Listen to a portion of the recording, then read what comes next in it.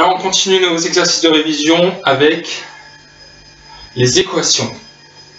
Alors la première équation qu'on vous demande de résoudre, c'est 2x plus 4 égale 6. Alors pour ceux qui ont toujours des problèmes avec les équations, vous devez séparer les termes et les membres. Les membres, c'est ce qu'il y a de part et d'autre du signe égal. Donc ici on a le premier membre, 2x plus 4, et ici le deuxième membre, 6. Les termes, c'est ce qui est séparé par des plus et des moins. Donc ici on a 2x et 4, et là on a 6 qui est tout seul puisqu'il est dans le second nombre.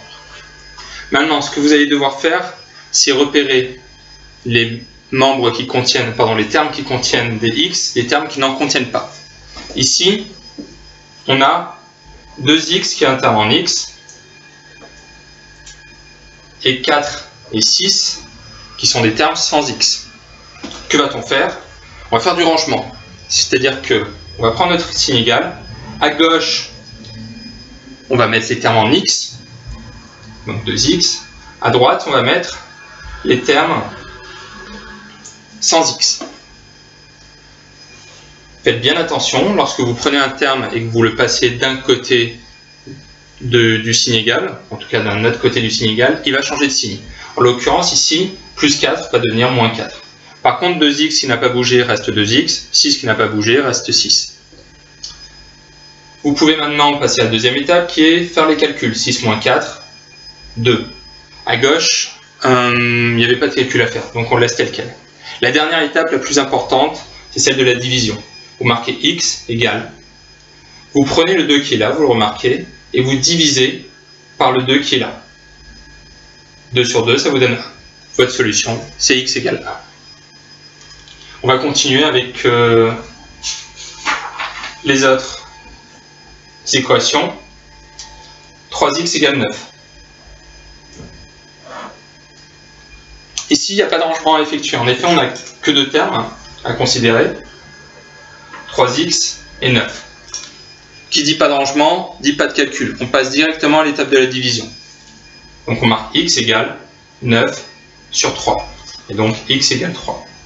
Faites bien attention, ne vous amusez pas à départager des termes lorsque cela n'est pas nécessaire. En l'occurrence, ici, cela n'est pas nécessaire puisqu'il n'y en a que deux et ils sont déjà de part et d'autre du signe égal. Ce qui nous permet donc de passer à l'exercice 3. On a 2x plus 5 égale 8x moins 2. Cette fois-ci, on a 4 termes. 2 termes en x, 2x et 8x. 2 termes sans x, 5 et moins 2. Alors pour changer un peu, parce que j'ai le droit, je vais passer les x à droite. Donc 8x, il est à droite, il y reste. 2x, par contre, en passant à droite, va devenir moins 2x. Plus 5, bon, c'est 5. Moins 2, en passant à gauche, va devenir plus 2. Maintenant, je fais mon calcul. 5 plus 2, ça fait 7. 8x moins 2x. 8 moins 2, ça fait 6. Donc, ça me fait 6x. Mon résultat final, c'est x. Encore une fois, j'ai fait exprès de passer le x à droite pour vous montrer que rien ne change. Je garde x. À gauche, j'avais 7. Et je le divise par 6. Ensuite, le quatrième, c'est x sur 4 égale 5. X sur 4 égale 5. Tout comme pour le deuxième, on a déjà séparé les termes en x et les termes sans x. En effet, ici, x sur 4, c'est un seul et même terme. Donc il y a un x qui apparaît dedans, c'est un terme en x. Par contre, 5, lui, il n'a pas de terme en x. Donc, il est placé au bon endroit. Le problème, c'est qu'on est déjà à l'étape 3 et qu'on est censé écrire la chose suivante. 5 égale 5 divisé, pardon, x égale 5 divisé par quelque chose. Mais par quoi on va diviser? Il y a plusieurs techniques. La première technique, pour les plus malins d'entre vous, c'est x sur 4, on fait un produit en croix. C'est-à-dire qu'on va faire 5 fois 4. Ça marche. La deuxième technique, c'est de dire que x sur 4, c'est la même chose que 1 quart fois x. En effet, 1 fois x, ça va faire x. Et ça va donc bien nous donner x en haut sur 4 en bas. Donc, 1 quart fois x, c'est la même chose que x égale pardon, 1 quart fois x égale 5, c'est la même chose que x égale 5 divisé par 1 quart. Or, divisé par une fraction, c'est multiplié par son inverse. Ça nous fait 5 fois 4, 20 sur 1. Et 20 sur 1, ça fait 20. Donc voilà deux méthodes. Faites bien attention lorsque vous avez x sur 4, que ce soit dès le début de votre problème ou à la troisième étape. Soit vous faites une sorte de produit en croix et vous faites 5 fois 4. Soit vous dites que x sur 4, c'est la même chose que 1 quart fois x. Donc je vais faire 5 divisé par 1 quart. Ensuite, on a 5x sur 9 égale 5. Même problème, deux méthodes. Soit vous considérez que 5x sur 9, c'est la même chose que 5 neuvièmes de x. Et vous résolvez cette équation. Soit vous faites un produit en croix. Ça va revenir au même, vous allez le voir. Là, on a x égale 5 divisé par 5 neuvièmes. Faites bien attention à la taille de vos fractions. C'est 5 que vous allez diviser par 5 neuvièmes. Donc la grande division, ça va être celle-là, la petite, elle est là. Donc, on va faire 5 fois 9 sur 5. J'ai pris cette fraction. Je l'ai passé ici en l'inversant. Ce qui me fait 45 sur 5. Ce qui me fait 9. J'aurais pu me passer de cette étape-là en disant que j'ai 5 fois 9 divisé par 5. Ces deux-là s'en vont, il ne me reste plus que 9. Pour le produit en croix, ça marche aussi. 5x sur 9 égale 5. Je fais 5 fois 9, ça me fait 45. Et le 5 qui est là, je passe en bas. Que le 5, j'ai envie de garder le x à gauche. Donc vu que je passe en bas, ça me fait 45 sur 5. Et je retombe bien donc sur x égale 9. Ensuite, x au carré égale 81.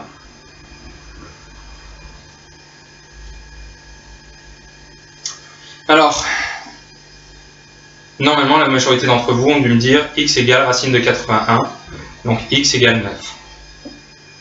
C'est là où moi je dis faites bien attention.